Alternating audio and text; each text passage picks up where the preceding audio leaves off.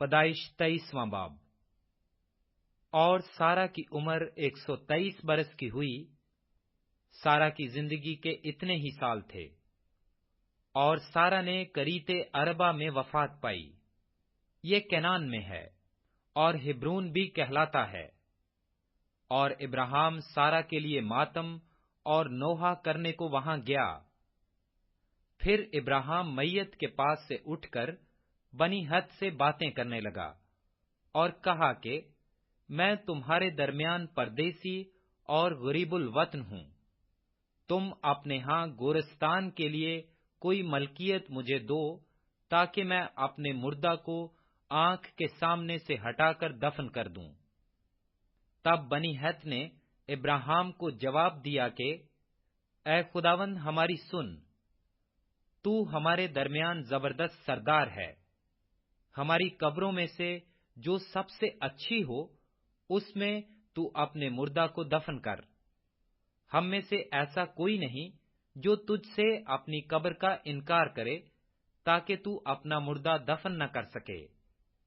ابراہیم نے اٹھ کر اور بنی ہت کے آگے جو اس ملک کے لوگ ہیں آداب بجا لا کر ان سے یوں گفتگو کی کہ اگر تمہاری مرضی ہو میں اپنے مردہ کو آنکھ کے سامنے سے ہٹا کر دفن کر دوں تو میری عرض سنو، اور سوہر کے بیٹے عفرون سے میری سفارش کرو کہ وہ مکفیلا کے غار کو جو اس کا ہے اور اس کے کھیت کے کنارے پر ہے، اس کی پوری قیمت لے کر مجھے دے دے، تاکہ وہ گورستان کے لیے تمہارے درمیان میری ملکیت ہو جائے۔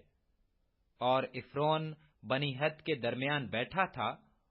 تب عفرون ہتی نے بنی ہت کے سامنے ان سب لوگوں کے روبرو جو اس کے شہر کے دروازہ سے داخل ہوتے تھے ابراہیم کو جواب دیا، اے میرے خداوند، یوں نہ ہوگا، بلکہ میری سن، میں یہ کھیت تجھے دیتا ہوں، اور وہ غار بھی جو اس میں ہے تجھے دیے دیتا ہوں۔ یہ میں اپنی قوم کے لوگوں کے سامنے تجھے دیتا ہوں، تو اپنے مردہ کو دفن کر۔ تب ابراہیم اس ملک کے لوگوں کے سامنے جھکا۔ پھر اس نے اس ملک کے لوگوں کے سنتے ہوئے عفرون سے کہا کہ اگر تو دینا ہی چاہتا ہے تو میری سن، میں تجھے اس کھیت کا دام دوں گا۔ یہ تو مجھ سے لے لے تو میں اپنے مردہ کو وہاں دفن کروں گا۔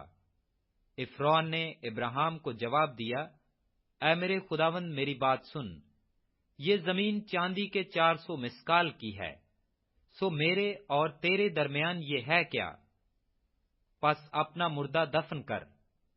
اور ابراہیم نے عفرون کی بات مان لی، سو ابراہیم نے عفرون کو اتنی ہی چاندی تول کر دی جتنی کا ذکر اس نے بنی ہت کے سامنے کیا تھا، یعنی چاندی کے 400 مسکال، جو سوداگروں میں رائج تھی۔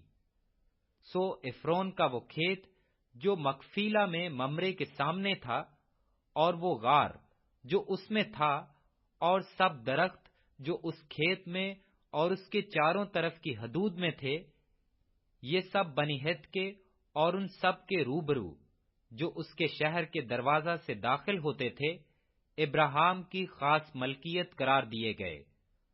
اس کے بعد ابراہیم نے اپنی بیوی سارا کو مکفیلا کے کھیت کے غار میں جو ملک کنعان میں ممرے یعنی ہبرون کے سامنے ہے دفن کیا۔ چنانچہ وہ کھیت اور وہ غار جو اس میں تھا بنی ہت کی طرف سے گورستان کے لیے ابراہیم کی ملکیت قرار دیے گئے۔